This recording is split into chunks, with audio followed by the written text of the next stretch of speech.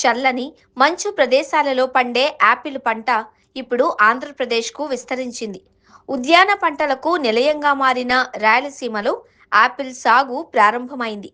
అనంతపురం జిల్లా గార్లదిన్నె, కుందుర్పి, పెద్దపప్పూరు మండలాలలో ముగ్గురు రైతులు యాపిల్ సాగు చేపట్టారు. 15 ఎకరాలలో తోటలు వేశారు. స్థానిక పరిస్థితులలో బాగా దిగుబడినిచ్చే కాశ్మీర్ లోచిల్లీ డెలిషియస్ రకాన్ని రైతులు పండిస్తున్నారు. గార్లదిన్నె మండలం కోటంక గ్రామానికి చెందిన రైతు రమణారెడ్డి 2.5 ఎకరాలలో యాపిల్ వేశారు. 2024 జూలైలో 1500 మొక్కలు నాటారు. ఒక్కో మొక్క ఖరీదు 280 రూపాయలు.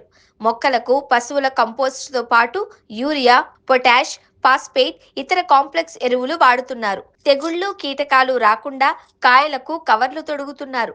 డిసెంబర్లో పూతకు వచ్చిన చెట్లు ఇప్పుడు కాయలు కాసి కోతకొచ్చాయి.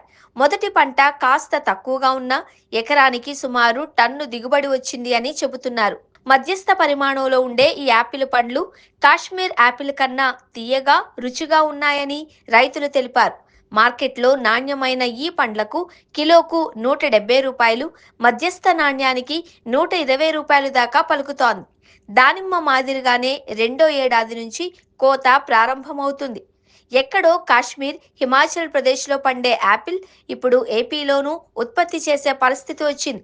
సరైన యాజమాన్యంతో రానున్న రోజుల్లో సీమలో యాపిల్ దిగుబడి మెరుగుపడుతుంది అని ఉద్యాన శాఖ డైరెక్టర్ శ్రీనివాసులు చెప్పారు. అనంతపురం జిల్లాలో మొదటిసారి సాగైన అనంత యాపిల్స్ను పండ్ల గిన్నెగా, గిఫ్ట్ ప్యాక్స్గా చేసి విక్రయిస్తున్నారు. మంచి రుచిగా ఉండడంతో స్థానికంగా మంచి డిమాండ్ వచ్చింది. ఇటీవల అనంతపురంలో జలధార కార్యక్రమంలో పాల్గొన్న సీఎం చంద్రబాబు ఒక స్టాల్లో ఏర్పాటు చేసిన అనంత యాపిల్ గిఫ్ట్ ప్యాక్ను పరిశీలించి ఏపీలోనూ యాపిల్ సాగు చేపట్టడాన్ని ప్రశంసించారు.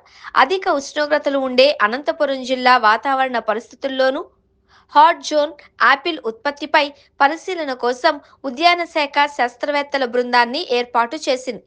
అనంత యాపిల్పై అధ్యయనం చేసి రానున్న రోజుల్లో రాయలసీమతో పాటు ఏజెన్సీ ప్రాంతాలలోనూ యాపిల్ సాగును ప్రోత్సహించాలి అని భావిస్తున్నట్లు ఉద్యాన శాఖ డైరెక్టర్ శ్రీనివాసులు శనివారం తెలిపారు.